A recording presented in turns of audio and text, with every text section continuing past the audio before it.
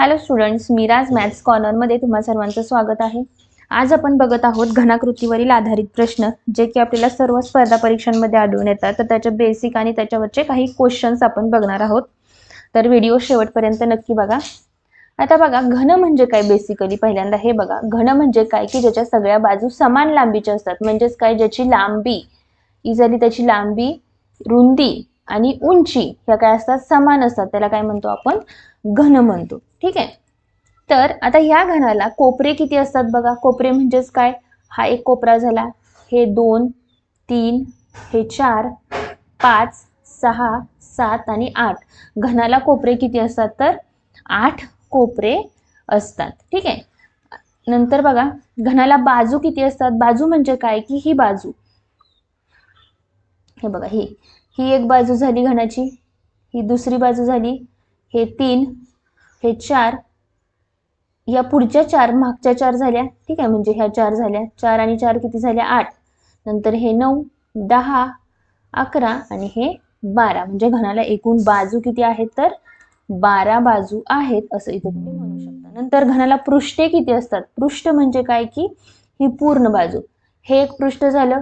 ठीक आहे, हे टोटल पूर्ण पृष्ठ, हे एक झालं, हा पुढचा झाला तर मागचा कोणता झाला, हा मागचा एक पृष्ठ झाला, म्हणजे मागचा पुढचे 2, वरचा खालचा 2, 2 2 4 आणि साइडचे 2, म्हणजे 6 टोटल पृष्ठे असतात। ठीक आहे, आता बघूयात त्याच्यावरचे काही प्रश्न। 3 सेंटीमीटर बाजू असलेल्या घनाचे एकूण पृष्ठफळ किती। आता त्याच्यासाठी तुम्हाला काय करावं लागेल, सूत्रच वापरावं लागेल, आणि त्याचं सूत्र काय आहे बघा। घनाचे पृष्ठफळ म्हणजे काय आहे की 6 गुणिले बाजूचा वर्ग, बाजूचा वर्ग। ठीक आहे, आता 6 गुणिले बाजू किती दिली आहे तुम्हाला, 3 सेंटीमीटर दिलेली आहे, म्हणजे 3 चा वर्ग, 3 चा वर्ग किती झाला 9, म्हणजे 6 गुणिले 9 54 चौरस सेंटीमीटर हे काय असणार आहे घनाचे पृष्ठफळ असणार आहे। जर तुम्हाला घनफळ विचारलं तर घनफळाचं सूत्र काय आहे, बाजूचा घन किंवा लांबी गुणिले रुंदी गुणिले उंची। पण घनामध्ये कसं असतंय की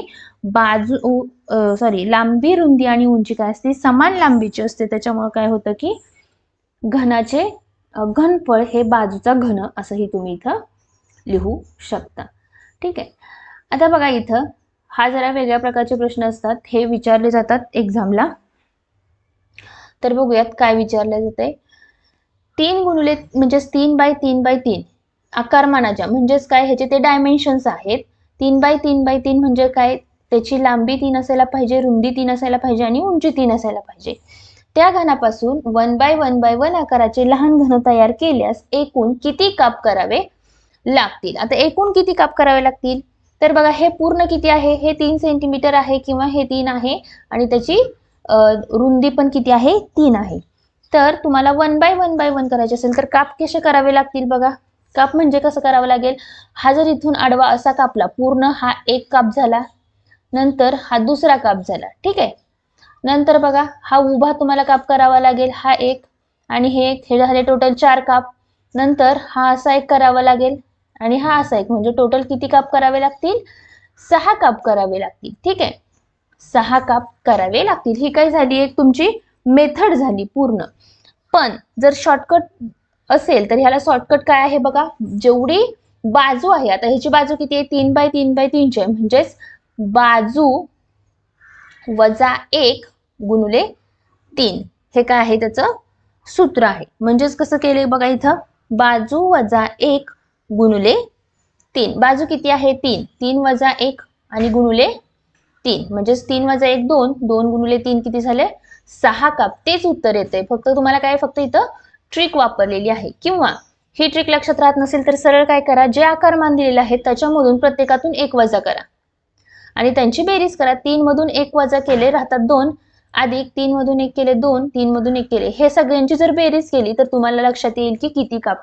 आता हे झालं 3 बाय 3 बाय 3 चं। जर 4 बाय 4 बाय 4 डायमेन्शन्स असतील तर काय करावं लागेल तुम्हाला, एक तर एका बाजूतून 1 वजा करा म्हणजे 3 आलं, आणि त्याला 3 नच गुणा म्हणजेच 9 येतात। किंवा प्रत्येक बाजूतून 1 वजा केलं आणि त्यांची बेरीज केली तरी पण तुम्हाला काय येणार आहे, उत्तर 9च येणार आहे. असं कितीही म्हणजे समान आकाराचे डायमेन्शन्स दिले असतील तर तुम्हाला त्याचं उत्तर अगदी इझिली फाइंड आउट करता येईल. म्हणजे किती काप करावे लागतील हे जर विचारलं असेल तर काय करायचं, बाजू जी दिलेली आहे ती -1 करायचं आणि त्याला गुणुले 3 करायचं, किंवा सरळ जे डायमेन्शन्स दिलेले आहेत त्यात प्रत्येक डायमेन्शन मधून -1 करा आणि त्यांची बेरीज करा.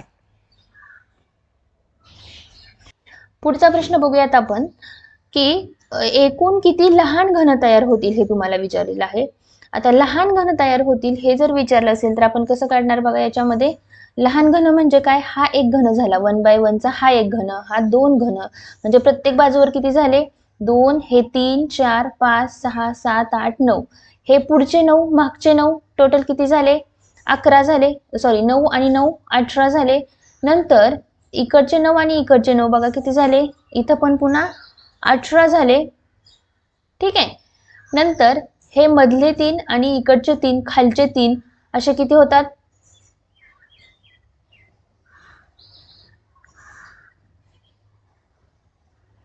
सॉरी तुम्हाला इथं काय करावं लागेल, हे 9 झाले. आता बघा हा आणि हा घन समानच असणार आहे. आता बघा हा जर तुम्ही इथं पाहिला तर हे घन हा आणि हा म्हणजे ही काय असणार आहे, समान असणार आहे. ठीक आहे, हे असे एवढे समान असणार आहेत. म्हणजे हे किती झाले बघा, हे 3 आणि हे 2 5 6 7 8 9, हे 9 आणि इथले मागचे असे बघितल्यानंतरचे 9 9 9 किती झाले 18, 19 20 21 22 23 24 आणि ह्या साईडचे पुन्हा 24 आणि नंतर राहिलेले मधले 3 म्हणजे 27. ठीक आहे, म्हणजेच काय होतील 27 घन तयार होतील. पण तुम्हाला हे एक्झाम मध्ये असं काढायची गरज नाही, म्हणजे मोजून काढायची गरज नाही. तर तुम्हाला काय करावं लागेल फक्त की ह्या 3 गुणिले 3 गुणिले 3 याचा फक्त गुणाकार करा. 3 गुणिले 3 9, 9 गुणिले 3 27 घन तयार होतील. किंवा इथं जर डायमेन्शन्स दिलेले असतील 4 गुणिले 4 गुणिले 4 तर किती लहान घन तयार होतील, तर 4 गुणिले 4 16 आणि 16 चौक 64. 5 दिलेले असतील तर 5चं हे तसंच येईल. 5 गुणिले 5 गुणिले 5 केल्यानंतर तुम्हाला 125 हे उत्तर येईल. ठीक आहे. नेक्स्ट प्रश्न बघा. जर घनाकृतीला बाहेरील संपूर्ण बाजूंनी रंग दिला तर 3 पृष्ठांना रंग असलेले लहान घन किती असतील. आता 3 बाजूंना रंगवलेला आहे म्हणजे 3 पृष्ठांना जर रंग दिला तर 3 पृष्ठांना म्हणजे कसं होईल बघा, एका घनाच्या सगळ्या पृष्ठांना म्हणजे घन आहे आणि त्याच्या सगळ्या पृष्ठांना रंग दिला तर 3 बाजूंना रंग असणारे किती घन तयार होतील हे तुम्हाला विचारलेलं आहे. ठीक आहे, म्हणजे बघा ह्या कोपऱ्यात एक झाला म्हणजे ह्याच्या किती बाजूंना रंग दिलेला आहे 1 2 आणि 3.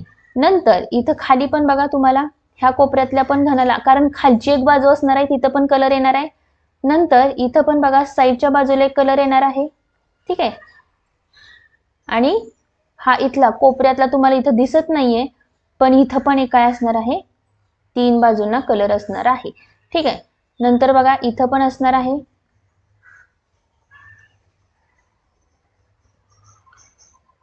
इथल्या एका बाजूला असणार आहे आणि त्याच्या मागच्या बाजूला एक असणार आहे.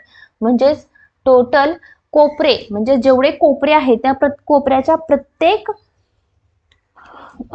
कोपऱ्याला जो घन आहे त्याची प्रत्येक कोपऱ्याच्या घनाची जी 3 बाजू आहेत त्या काय असणार आहेत, रंगीत असणार आहेत. आणि आपण पाहिलं होतं की कोपरे किती आहेत, तर 8 कोपरे आहेत. म्हणजेच 3 बाजूंना रंग असलेले कोपरे घन किती असणार आहे, तर 8. म्हणजे इथं जर 4x4x4 चा जर डायमेन्शन घेतला तरी सुद्धा तुमचं उत्तर सेम राहणार आहे, कारण घनाला कोपरे किती असतात, 8च कोपरे असतात. कितीही डायमेन्शनचा घन घेतला तर तुम्हाला त्याचं उत्तर काय येईल की 3 बाजूंना रंग असलेले घन किती असतील, तर 8 घन असतील. हे तुमचं उत्तर येईल. ठीक आहे, पुढचा प्रश्न बघूयात आपण. पुढच्या प्रश्नामध्ये बघायचं आहे आपल्याला की 2 पृष्ठांना रंग असलेले लहान घन किती तयार होतील.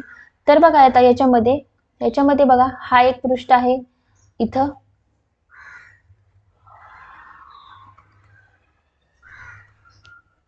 नंतर याला पण कोणता कलर आहे, 2 कलर आहेत.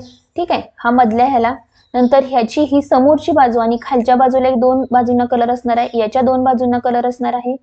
नंतर याच्या 2 बाजूंना कलर असणार आहे. ठीक आहे, पुढे बघा, ह्याच्या दोन बाजूंना कलर असणार आहे, याच्या पण दोन बाजूंना, तुम्हाला इमॅजिन होते का बघू शकता तुम्ही, ह्याची पण एक वरची आणि ही साईडची, ठीक आहे, ह्या बाजूला कलर असणार आहे, याची पण हा वरचा आणि साईडच्या बाजूला कलर असणार आहे आणि इथं पण वरचा आणि साईडच्या बाजूला कलर असणार आहे, ठीक आहे.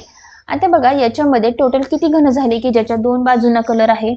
आता हा जर एक वरचा लेअर पकडला, ह्या वरच्या लेअर मध्ये हा एक घन झाला, हे 2, हे 3 आणि हे 4, वरच्या लेअर मध्ये 4 झाले. नंतर त्याच्या खालचा लेअर हा एक लेअर कंप्लीट झाला. आता हा लेअर कन्सिडर करताना बघा, हा 1, हा 2, हा 3 आणि मागच्या बाजूचा एक 4, म्हणजे हे पण 4 झाले, हे वरच्याचे 4 झाले आणि अर्थातच खालचा लेअर पकडला तर हा 1, हा 2, मागच्या बाजूचा एक 3 आणि ह्या बाजूचा एक 4, म्हणजे 4 4 8 आणि 4 12 घन असे आहेत की त्याच्या दोन पृष्ठांवर रंग दिलेला आहे. पण तुम्हाला हे असं मोजून काढायची गरज नाही, त्याच्यासाठी सूत्र आहे n - 2 गुणिले 12. आता इथं बाजू किती आहे आपली, n म्हणजेच 3 बाजू आहे, -2 आणि गुणिले 12.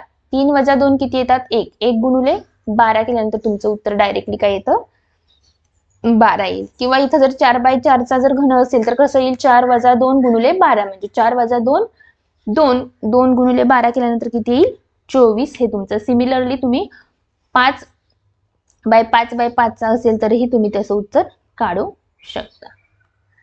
पुढे बघा नेक्स्ट प्रश्न, केवळ एका बाजूला रंग असणारे, काय विचारले तुम्हाला, केवळ एका पृष्ठाला रंग असणारा, फक्त एका पृष्ठाला म्हणजे काय, मधला हा, याच्या काय असणार आहे, फक्त एका पृष्ठाला रंग असणार आहे. पुन्हा इथं पण काय असणार आहे, एका पृष्ठाला असणार आहे आणि इथं पण काय असणार आहे, एका पृष्ठाला रंग असणार आहे, बरोबर आहे.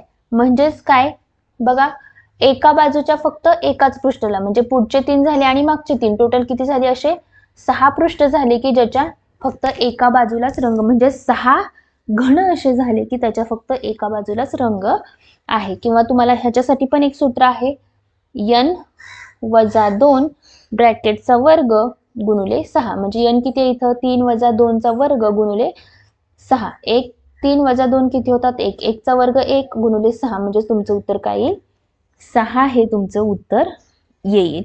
जर 4 असेल तर n बरोबर 4 ठेवा. 5/5/5 चं डायमेन्शन असेल तर तुम्ही तिथं 5 सबस्टिट्यूट करा, तुम्हाला तुमचं उत्तर भेटेल. नंतर बघा, एकाही पृष्ठाला रंग नसलेले म्हणजेच रंगहीन. आता रंगहीन याच्यामध्ये बघा, फक्त हा मधला लेअर असा आहे की त्याच्यात फक्त काय आहे की तुम्हाला, म्हणजे कुठं असणार आहे बघा, हा सेकंड जो लेअर आहे तुम्हाला दिसतोय याच्यामध्ये, हा सेकंड लेअर, ह्या सेकंड लेअरची जी ही मधला आहे त्याच्यामधला फक्त एक घन असं असणार आहे की त्याला रंगच नसणार आहे, कारण फक्त आपण बाहेरून रंग देतोय. तर त्याच्यासाठी सूत्र काय आहे, n - 2 चा घन, म्हणजे आता इथं किती आहे, 3 - 2 चा घन किती असणार आहे, 1. हे तुमचं उत्तर येईल. 4 असेल तर 4 - 2 आणि त्याचा घन करा, म्हणजे 2 चा घन 8, 8, तर उत्तर काय येईल तुमचं, 8 हे उत्तर येईल.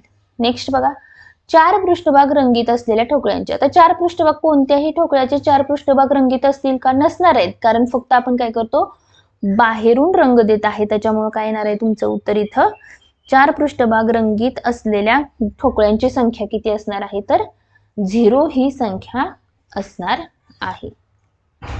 नेक्स्ट बघा, 2 किंवा अधिक पृष्ठभाग रंगीत असलेल्या ठोकळ्यांची संख्या किती. 2 किंवा अधिक म्हणजेच काय, 3 असणार आहे, 2 आणि 3 पृष्ठभाग रंगीत असणार आहे. आपण बघितलं होतं की 2 पृष्ठभाग रंगीत असलेल्या ठोकळे किती आहेत, 12 आणि 3 असणारे किती आहेत, 8, म्हणजे टोटल 20 ठोकळे असे आहेत की ज्यांचे 2 किंवा अधिक पृष्ठभाग हे काय आहेत, रंगीत आहेत. तर आपण आतापर्यंत जे पाहिलं ते फक्त एका चार्ट मध्ये लिहूयात, जेणेकरून तुम्हाला त्याची उत्तरं लक्षात येतील. आता बघा, इथं घनाची बाजू जर 3 असेल किंवा 3/3/3 चा घन असेल तर एकूण घन म्हणजेच 1/1/1 चे एकूण घन किती होतील, 3 चा घन म्हणजेच 27 घन होतील. एकही बाजू न रंगवलेले आपण सूत्र काय पाहिलं होतं, n - 2 चा घन, म्हणजेच काय, 3 - 2 चा घन म्हणजे 1. नंतर बघा, एक बाजू रंगवलेला किती असणार आहे, 3 - 2 चा वर्ग गुणिले 6, म्हणजे 1 चा वर्ग गुणिले 6, म्हणजे 6 हे तुमचं उत्तर येईल. 2 बाजू रंगवलेले किती असणार आहे, 3 - 2 म्हणजे 1 येईल, 1 गुणिले 12 केल्यानंतर तुमचं उत्तर 12 येईल. आणि हे तर काय झालं, 3 बाजू रंगवलेले कोपऱ्यातले घन असतात आणि ते ऑलवेज किती असतात, 8 असतात. त्याचप्रमाणे तुम्ही 4चं आणि 5चं काढू शकता. हे फक्त फॉर्म्युले तुम्ही लक्षात ठेवले की तुम्हाला तुमची उत्तरं भेटतील. ठीक आहे. जर व्हिडिओ आवडला असेल तर व्हिडिओला एक लाईक करा आणि चॅनलला सबस्क्राईब करा आणि 4 आणि 5 यांचे उत्तर तुम्ही कमेंट बॉक्समध्ये कमेंट करा. थँक्यू.